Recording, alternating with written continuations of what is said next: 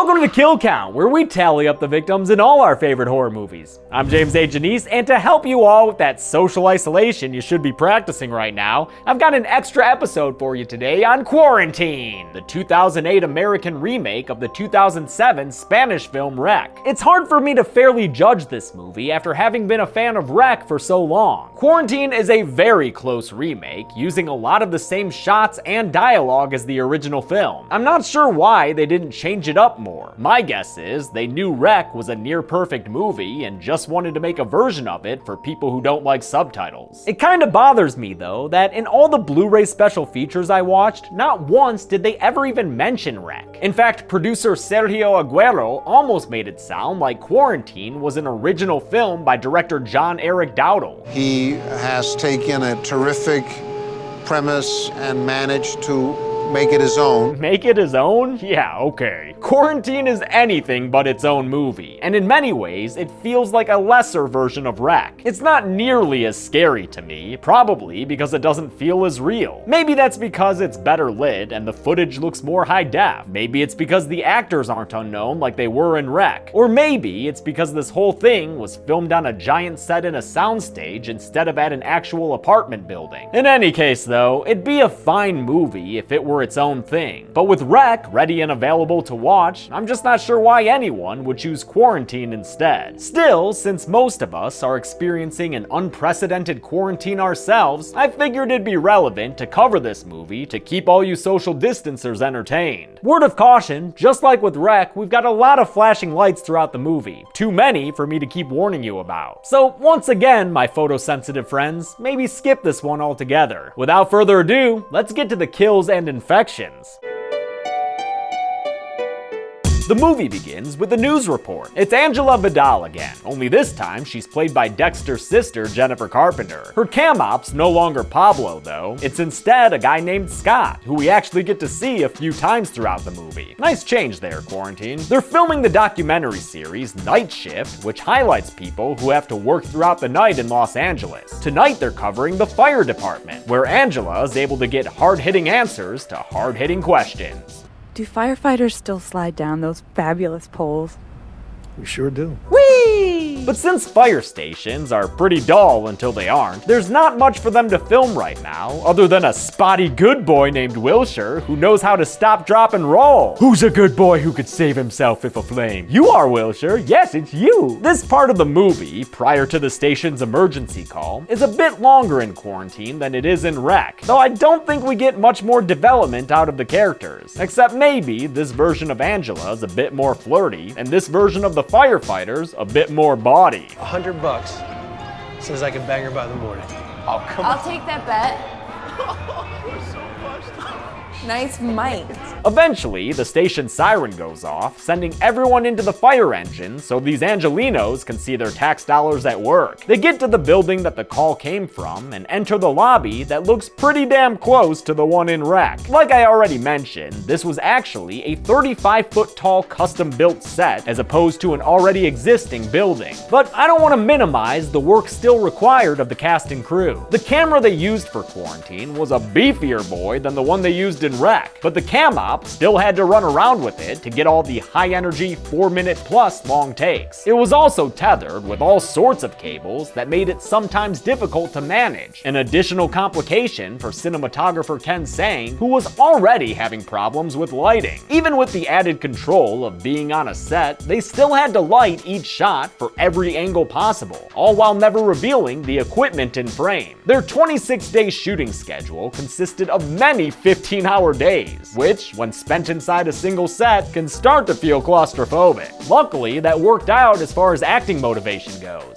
I sort of had the thought during the first week after we were on our, third or fourth 15-hour day, I thought, this is exactly what I need. I need to be thinking I have to get out of this building. The firefighters and news crew meet with a cop named McCready, played by Andrew Fischella, who's been on the kill count twice before. Once as the mechanic in The Final Destination, and before that as an inmate in the Nightmare on Elm Street reboot. Dude is not exactly in my favorite horror movies. He leads them upstairs to an apartment where he says the woman inside was just screaming like a banshee. It's pretty clear by now that despite some added padding, this movie is a very close remake of Wreck. wreck. And that includes the way they film our first victim, Ms. Espinoza, who's going on the list right now because, just like with Wreck, I'll be counting people killed and people clearly infected. And that fucky foamy mouth right there screams infection to me. Ms. Espinoza is played by Jeannie Epper, a longtime stunt performer who worked as Linda Carter's body double on the Wonder Woman TV series from the 70s. Cool. She freaks out when the camera light turns on and winds up attacking Officer McCready, tearing a solid chunk of neck flesh off of him. As the others race to get him safely downstairs, Angela gives Scott some familiar instructions. Tape everything, you hear me? Tape everything! They find themselves locked inside the apartment building, and as a vet named Lawrence tends to the injured cop, everyone starts freaking out about why the authorities aren't letting them leave. You know, personally, I'd be a little less concerned about the locked doors and a little more worried about this place's unusual weather patterns, because it's raining men!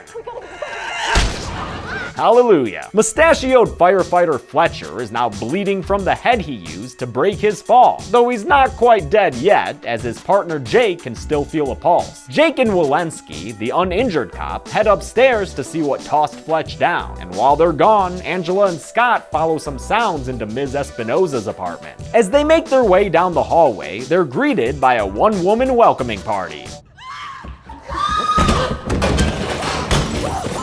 It's a younger woman, later identified as a cleaning lady, who's now dead, having been killed, presumably, by the very nasty-looking Ms. Espinoza. Espinoza the bulldozer tries charging at the rest of them, but she's shot down by Officer Walensky, who then has to take a breather. I mean, as far as he knows, he just shot a sick old lady to death, which also kind of true. Jake goes door to door, rounding up the residents to get them all downstairs. In a fourth-floor apartment, he finds a woman named Elise staring at static on the TV and breathing like a pug.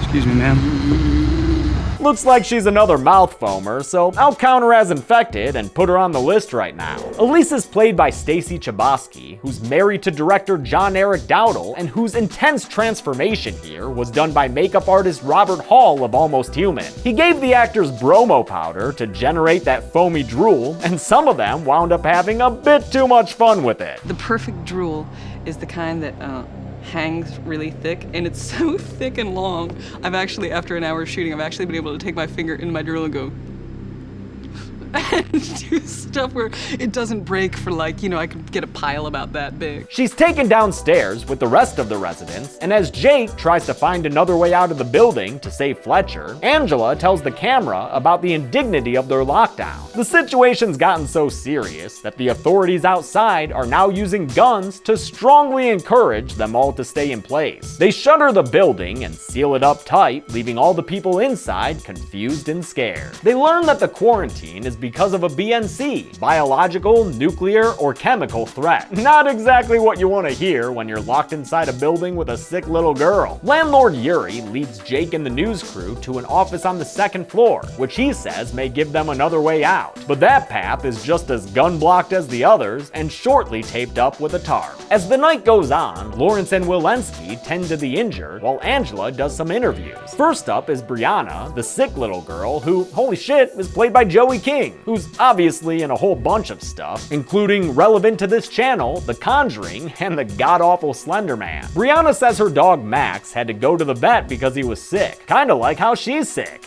I don't like being sick. Yeah, none of us do, little girl. None of us do. Another one of Angela's interviews is interrupted by Fletcher trying to walk off his broken leg. And since he's got a case of the foamy mouth by now, I'm ready to put him on the kill/infected count, cause I don't think he's coming back from this, no matter how much he's injected with drugs. Lawrence the vet realizes what all this mouth foaming might mean, and a closer look at the infected Elise makes him confident in his assessment. These are all rabies symptoms. A super speedy rabies that shows its symptoms way faster than usual. And bad news about the whole rabies thing too. How's it cured? No, there's no cure. Yeah man, rabies sucks. Rabies is 100% fatal.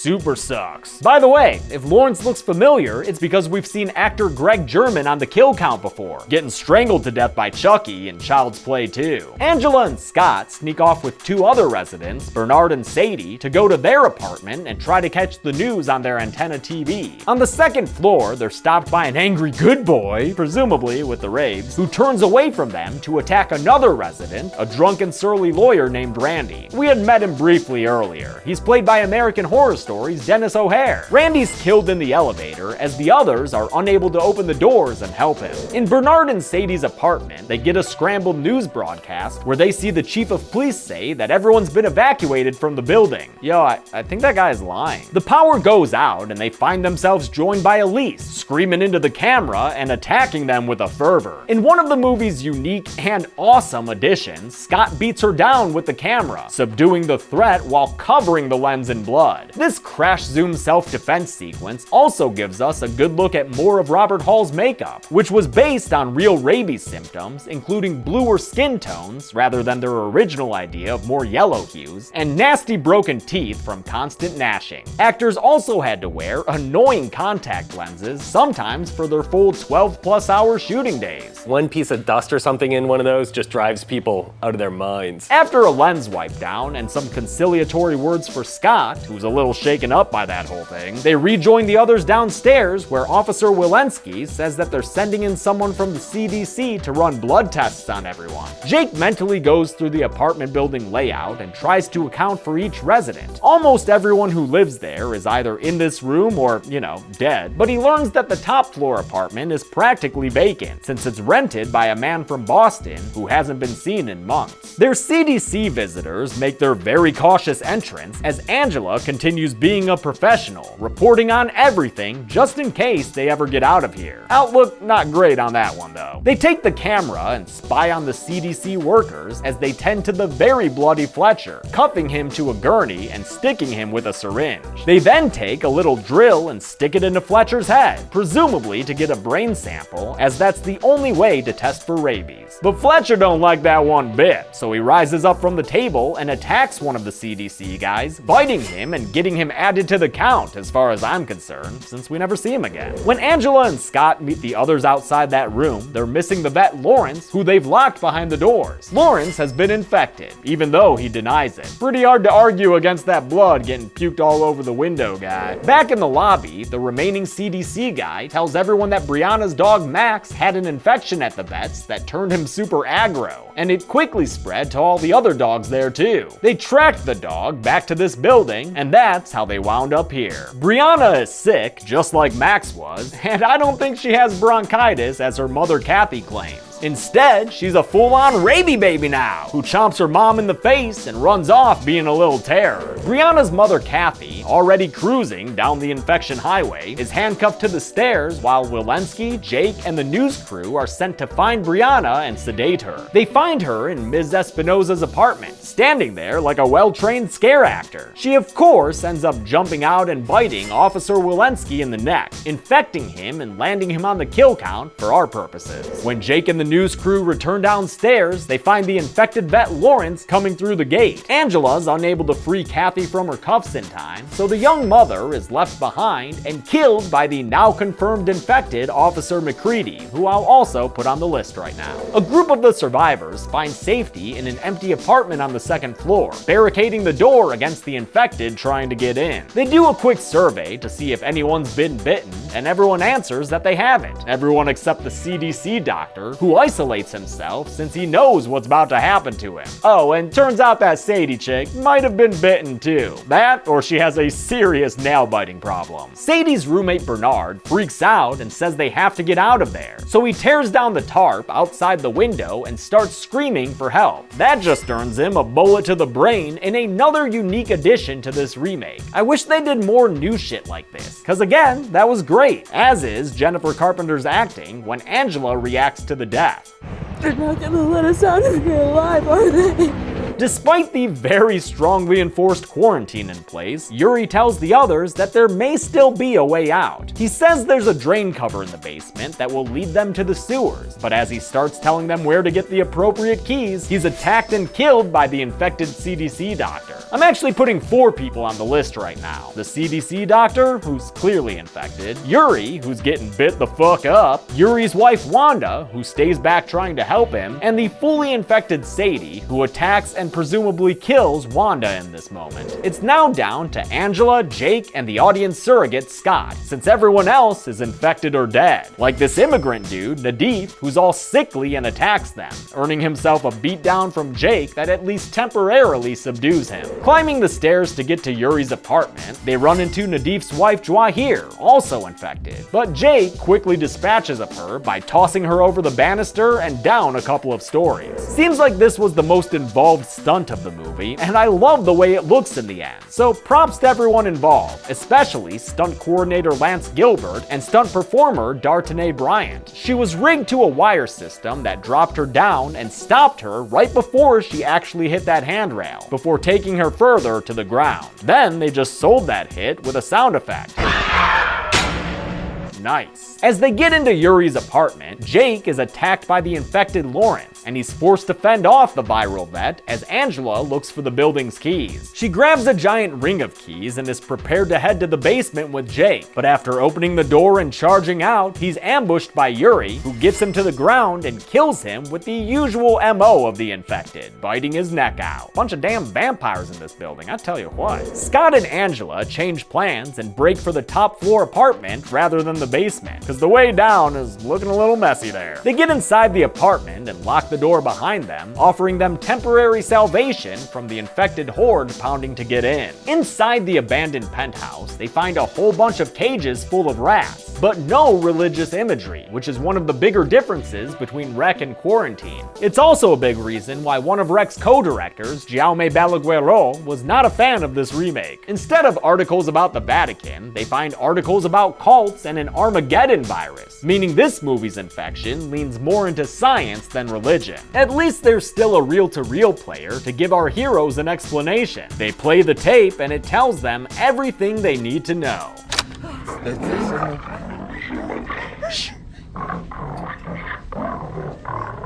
Yep, the infection originated from further back in the apartment, a ceiling hatch swings down, not quite hitting Angela or Scott, but surely filling their underpants with some dookie. Scott resolves to see what's up there, and to that end, sticks his camera in the ceiling hole. Let's see, what do we got? A little bit of insulation, a chest or two.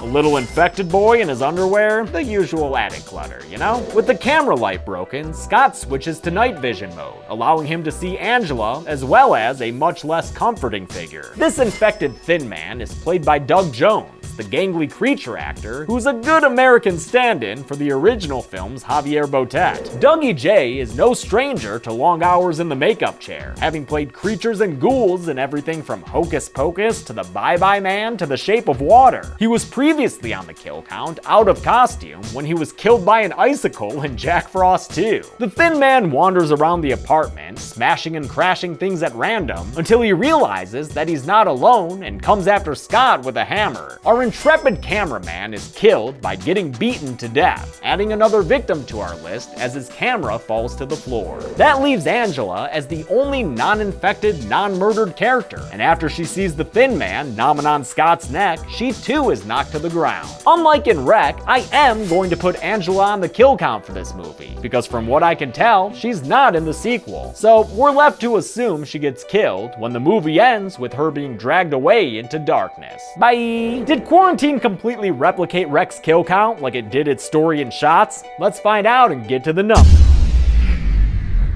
Oh my god.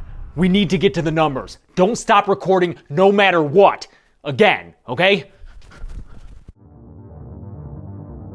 I counted 23 people killed or infected in Quarantine, which is quite a bit more than I counted in Rec. They included 9 female victims and 14 male victims, but no matter what the ratio is, I wouldn't eat that pie chart if I were you, unless you want some foamy mouth. With a runtime of 89 minutes, that left us with a kill on average every 3.87 minutes. I'll give the golden chainsaw for coolest kill to that Elise woman. Although I counted her when she was found infected in her apartment, I'm giving her the award here for the camera beating that put her down for good. Kinda made it feel like we were all collectively headbutting her to death, you know? Dull machete for lamest kill will go once again to the young woman who stumbled down the hallway and died on the floor. Still the most lackluster death in the movie. And that's it. Quarantine came out in 2008 and had a 2011 sequel, Quarantine 2 Terminal, that wasn't directly based on any of the Wreck movies. But I'll have to look at that some other time, because right now I want to get back to my schedule. Until next time, I'm James A. Janice. This has been the Kill Count. Thanks a lot for watching this Kill Count. I want to thank some patrons like Carlos Barrera, Bradley Van Ravensway, Rusty Durio, Haley Howitson, Caitlin Gardner, and Jared Douglas. I'm sure lots of you out there love Quarantine, but for me, having only seen it recently, it just doesn't stack up to Wreck, which I've been watching for a decade now. Make sure you're social distancing and washing your hands and doing all that shit. You know, man. Just follow those experts, alright? Thanks everyone. Be good people.